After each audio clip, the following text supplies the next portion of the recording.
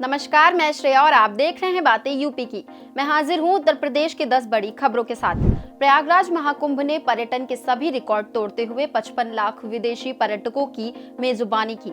73 देशों के राजनयिकों और 116 देशों के श्रद्धालुओं ने संगम स्नान किया।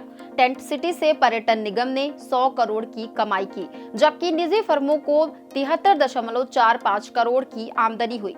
हेलीकॉप्टर राइड, जल क्रीड़ा और सांस्कृतिक आयोजनों से करोड़ों की आय अर्जित हुई।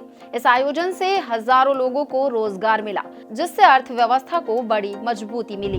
कानपुर के GSVM मेडिकल कॉलेज के शोध में खुलासा हुआ कि सब्जियों फलों में मौजूद कीटनाशक गर्भवती महिलाओं के रक्त तक पहुंचकर उनके जीन और हार्मोन्स को प्रभावित कर रहे हैं। 60 महिलाओं पर किए गए शोध में 50% में हाई BP पाया गया, जिससे गर्भपात, समय पूर्व प्रसव और कैंसर का खतरा बढ़ जाता है। कीटनाशकों से नवजात बच्चों में तंत्रिका तंत्र की गड़बड़ी हो सकती है। विशेषज्ञों ने जैविक सब्जियां खाने और फलों को अच्छे से धोने की सलाह दी है। अब बढ़ते हैं अगली खबर की ओर। यूपी बोर्ड की हाई स्कूल व इंटरमीडिएट परीक्षाएं 12 मार्च को समाप्त होंगी, जिसके बाद 17 मार्च से उत्तर पुस्तिकाओं का मूल्यांकन शुरू होने की तैयारी है। मूल्यांकन कार्य 15 से 16 दिनों में पूरा कर अप्रैल के अंत तक परिणाम घोषित करने का लक्ष्य है।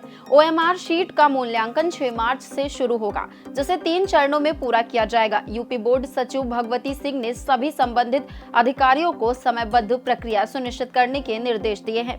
जल्द ही मूल्यांकन की अंतिम तिथि पर निर्णय लिया जाएगा।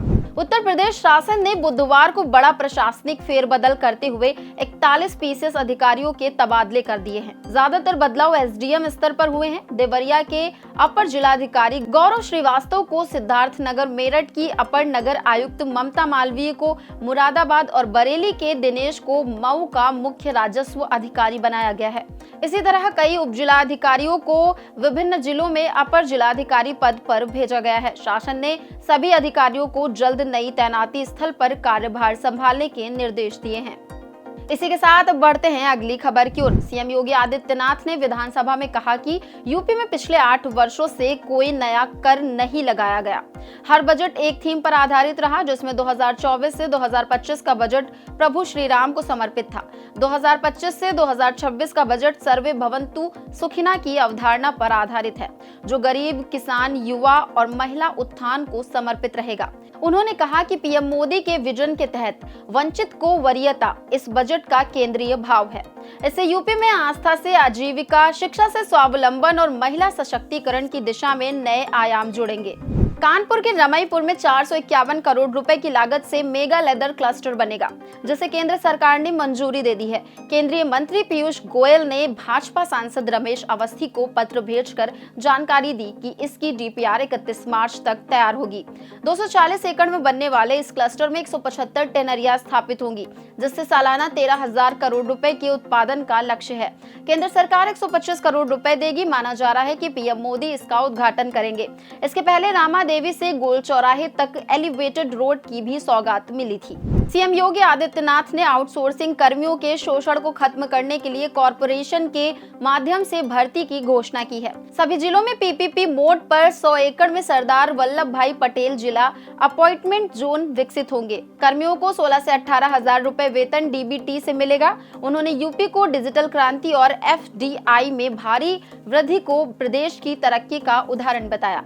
योगी ने कहा कि अब माफिया पुलिस से डरते हैं। पहले पुलिस माफिया से भागती थी। यूपी अब देश का सबसे बड़ा निवेश क्षेत्र बनकर उभर रहा है।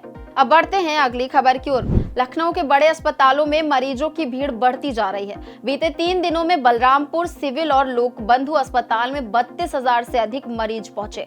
अकेले बलरामपुर अस्पताल में 22,000 मरीज आए, जिनमें 1,920 को बुखार था। सिविल अस्पताल में 7,059 मरीज पहुंचे, जिनमें 456 को लंबे समय से बुखार था। डॉक्टरों का कहना है कि वायरल के साथ बैक्टीरियल इन्फेक्शन भी हो रहा है। विशेषज्ञों ने बिना डॉक्टर की सलाह के दवा न लेने की चेतावनी दी है और बुखार 2 दिन से अधिक रहने पर तुरंत जांच कराने की सलाह दी है।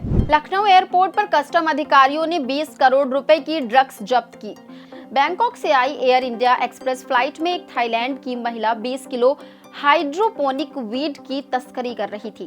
बैग स्कैनिंग के दौरान सायरन बजने पर चेकिंग हुई और ड्रग्स बरामद हुए। ये लखनऊ एयरपोर्ट के इतिहास में सबसे बड़ी ड्रग्स जब्ती बताई जा रही है। केंद्रीय खुफिया एजेंसी एनसीटीसी के इनपुट पर कार्रवाई हुई। महिला से पूछताछ जारी है और जल्द ही उसे मजिस्ट्रेट के सामने पेश किया जाएगा। अब चलते चलते एक नजर डाल लेते हैं उत्तर प्रदेश के मौसम की ओर। उत्तर प्रदेश में पछुआ हवाओं की रफ्तार 40 से 50 किलोमीटर प्रति घंटे तक पहुंच गई है, जिससे धूल भरी आंधी चलने और तापमान में हल्की गिरावट के असर है। मौसम विभाग के अनुसार बृहस्पतिवार तक ये हवाएं जारी रहेंगी, जिससे दिन की गर्मी कम महसूस होगी। हालांकि इसके बाद तापमान में बढ़ोतरी होगी। लखनऊ की वायु गुणवत्ता मध्यम श्रेणी में दर्ज की गई है, जबकि कुकरैल की हवा सबसे स्वच्छ रही। किसानों को सलाह दी गई है कि तेज हवाओं से फसलों को नुकसान से बचाने के लिए सतर्क रहें। तो ये थी दिन भर की 10 बड़ी खबरें। ऐसी ही खबरों को देखने के लिए देखते रहें और करते रहें बातें यूपी की। धन्यवाद।